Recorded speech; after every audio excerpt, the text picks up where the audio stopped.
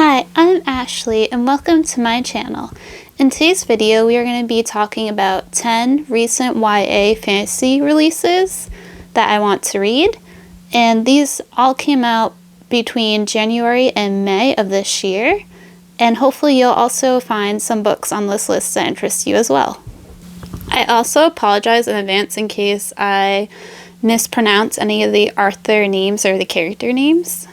So the first book on my list is Song of Silver, Flame Like Night, and this one was released in January, and it's by Emil Wen Zhao. So I'm going to read the description of each book because I feel like that's the best way to get a feel for what the book is about. So the description of this one says, in a fallen kingdom, one girl carries the key to discovering the secrets of her nation's past and unleashing the demons that sleep at its heart. An epic fantasy series inspired by the mythology and folklore of ancient China. Once Lan had a different name. Now she goes by the one the Latian colonizers gave her when they invaded her kingdom, killed her mother, and outlawed her people's magic. She spends her nights as a song girl in Hakyeon, a city transformed by the conquerors, and her days scavenging for what she can find of the past. Anything to understand the strange mark burned into her arm by her mother in her last act before she died. The mark is mysterious, an untranslatable hidden character, and no one but Lan can see it, until the night a boy appears at her tea house and saves her life. Zen is a practitioner, one of the fabled magicians of the Last Kingdom. Their magic was rumored to have been drawn from the demons they communed with, magic believed to be long lost. Now it must be hidden from the Latians at all costs. When Zen comes across Lan, he recognizes what she is, a practitioner with a powerful ability hidden in the mark on her arm. He's never seen anything like it, but he knows that if there are answers, they lie deep in the pine forests and misty mountains of the Last Kingdom, with an order of practicing masters planning to overthrow the Latian regime. Both Lan and Zen have secrets buried deep within, secrets they must hide from others, and secrets that they themselves have yet to discover. Fate has connected them, but their destiny remains unwritten. Both hold the power to liberate their lands, and both hold the power to destroy the world. Now the battle for the Last Kingdom begins. So this book sounds really exciting, and the world sounds really interested. And I always like learning about different mythologies from different cultures. And also there's a blurb from another author, Shelley Parker Chan, and she says, perfect for fans of the Untamed. I loved it. And the part where she said it was perfect for the Untamed makes me really want to read it because I'm a big fan of the Untamed. And this book is also the first in a series.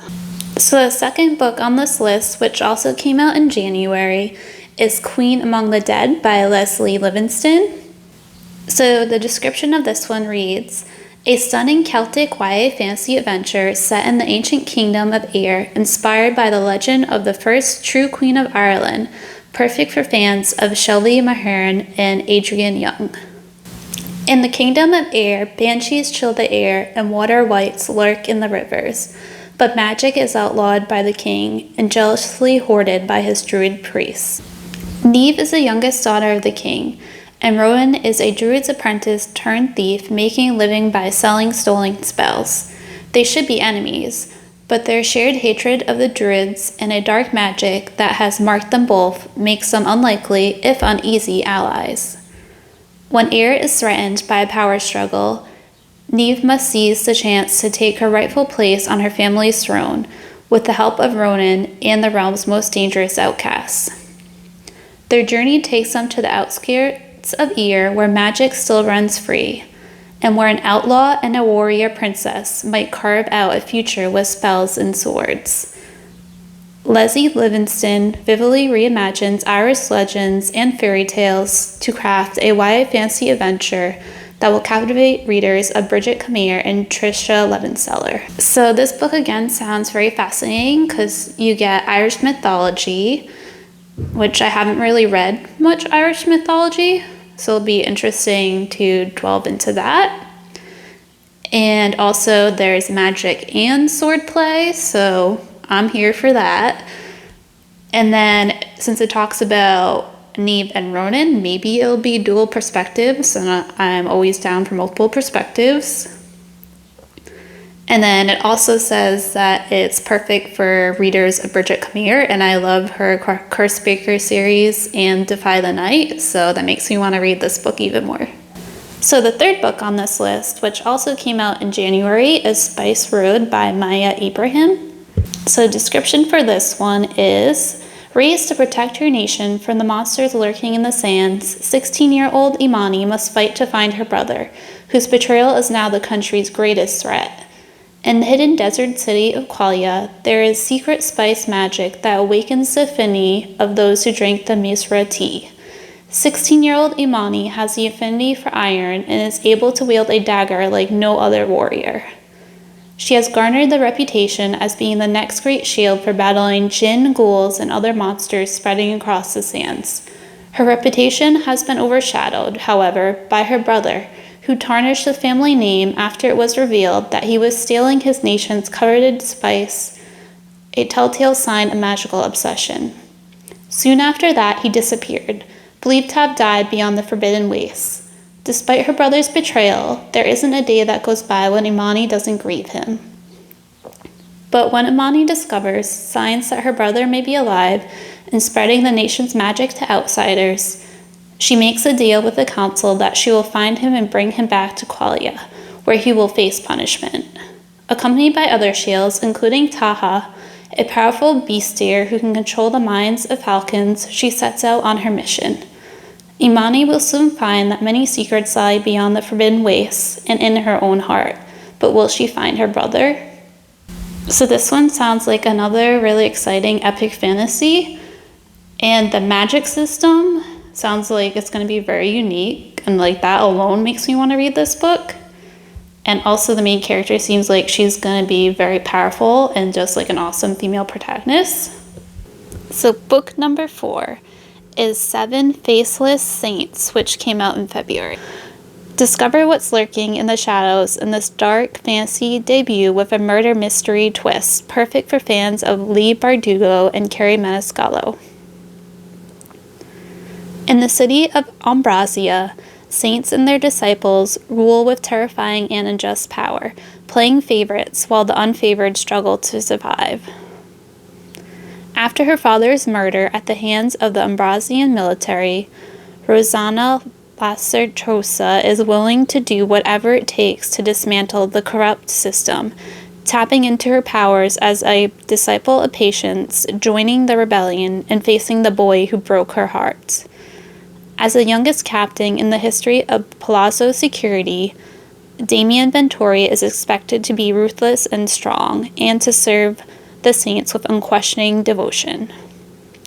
But 3 years spent fighting in a never-ending war have left him with deeper scars than he wants to admit, and a fear of confronting the girl he left behind. Now a murderer stalks Ambracia's citizens. As the body count climbs, the Palazzo is all too happy to look the other way. That is, until a disciple becomes the newest victim. With every lead turning into a dead end, Damien and Roz must team up to find the killer, even if it means digging up buried emotions. Oh no. As they dive into the underbelly of Ambracia, the pair will discover something more sinister and far less holy. With darkness closing in and time running out, will they be able to save the city from an evil so powerful that it threatens to destroy everything in its path? I don't know, will they? I guess I'll have to read to find out. And I think it's also a series, so even if I read it, I still might not find out because there might be a cliffhanger. But anyways, this one also sounds like another great fantasy book with a very interesting world and magic system. And there seems to be going to be a lot of drama going on too. So book number 5 is Nightbirds by Kelly Armstrong, which also came out in February.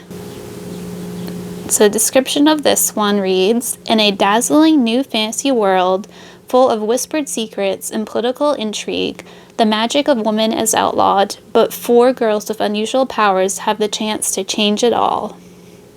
The Nightbirds are Simta's best-kept secret, girls with a unique and powerful magic they can gift with just a kiss. Some would kill to possess them, the church would kill them outright. But protected by the great houses, the nightbirds are well-guarded treasures. As this season's nightbirds, Matilda, Asa, and Saya will spend their nights bestowing their gifts to well-paying clients.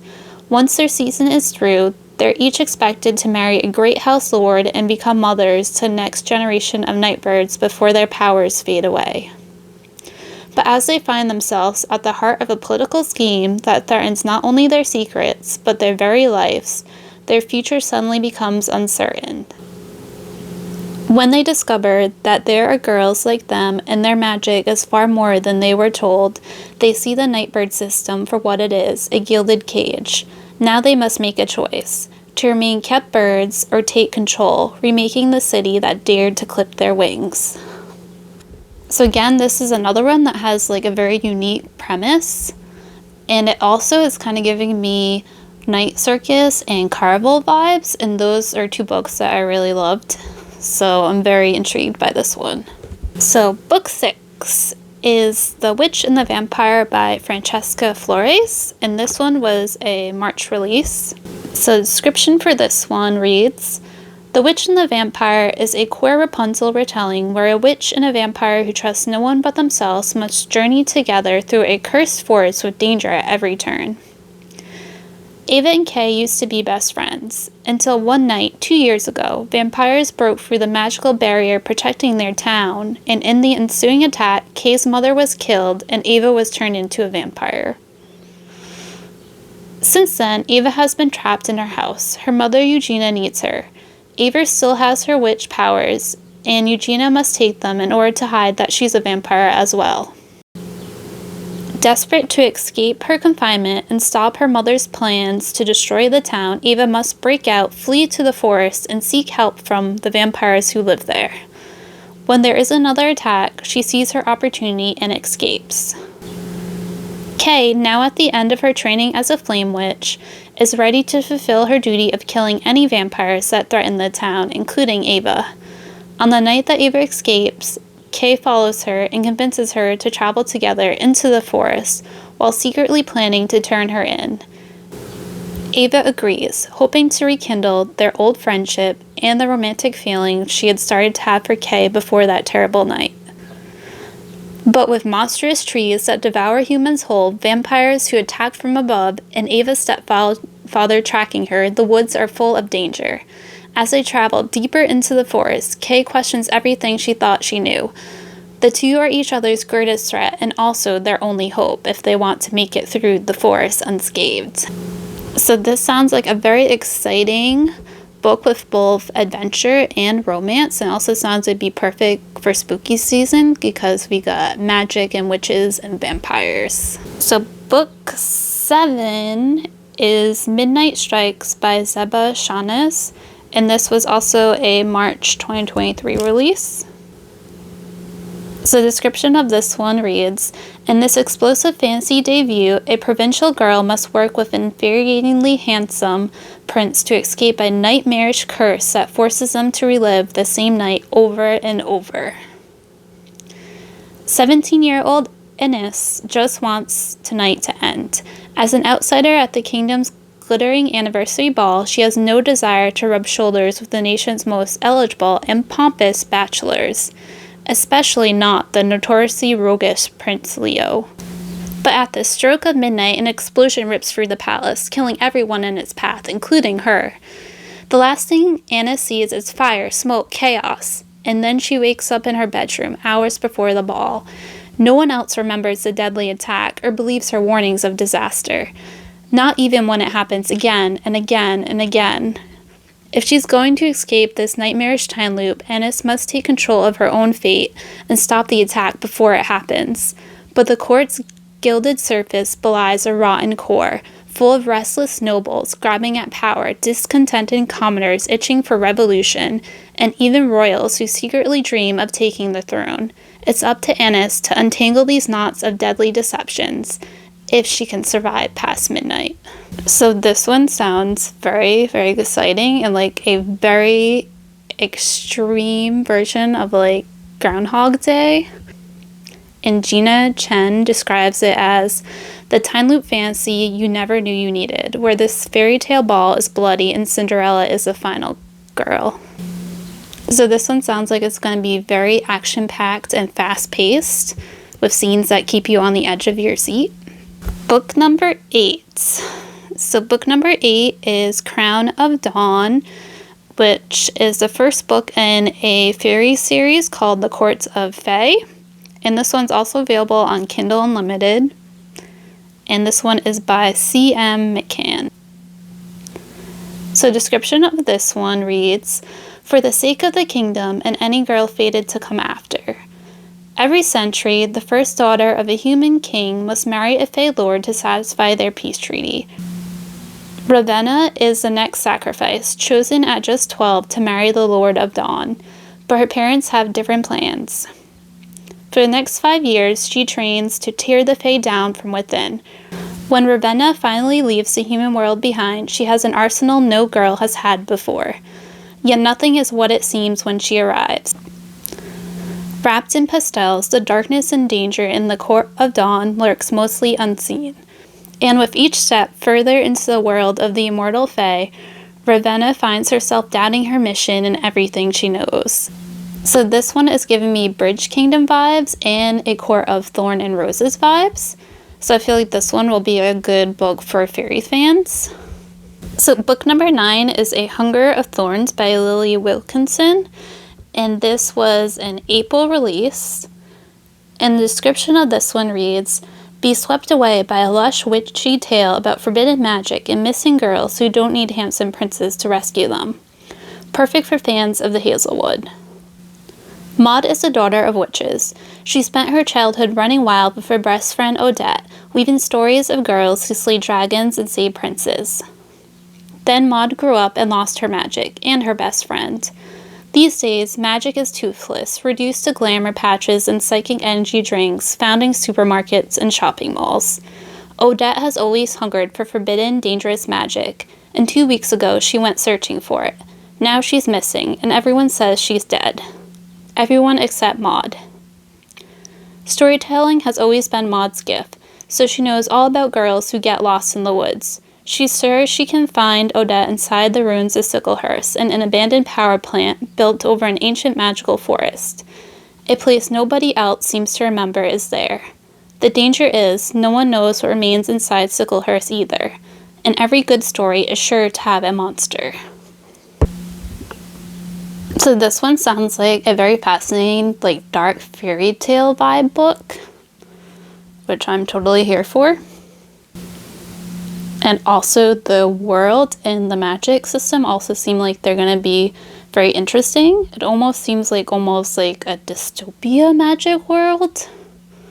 And it'd also be interesting to see why Maud grew up and lost her magic, because she said she's the daughter of witches, so why does she not have her magic anymore?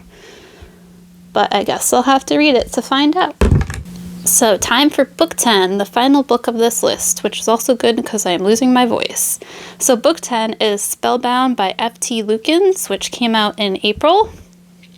So the description of this one is, 2 rival apprentice sorcerers must team up to save their teachers and protect their own magic in this lively young adult romantic adventure from the New York Times bestselling author of In Deeper Waters and So This Is Ever After. Edison Ricker isn't sure what to expect when he enters the office of Antonio Hex, the powerful sorceress who runs a call center for magical emergencies. He doesn't have much experience with hexes or curses. Heck, he doesn't even have magic. But he does have a plan to regain the access to the magical world he lost when his grandmother passed. Antonia is intimidating, but she gives him a job and a new name, Rook, both of which he's happy to accept. Now all Rook has to do is keep his spellbinder, an illegal magical detection device hidden from the Magical Consortium, and contend with Sun, the grumpy and annoyingly cute apprentice to Antonia's rival colleague Fable. But dealing with competition isn't so bad.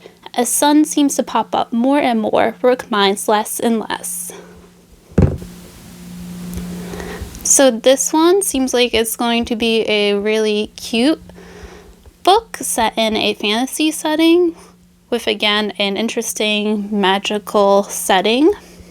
And I'm already interested to know what this spellbinder device is that the main character has, which again, I will have to find out by reading the book. Alright, so those are 10 YA fantasy books that have come out this year that I am interested in reading. So let me know down below in the comments if you have read any of these, what you thought, or if any of these sound interesting to you. Thank you for watching, and bye!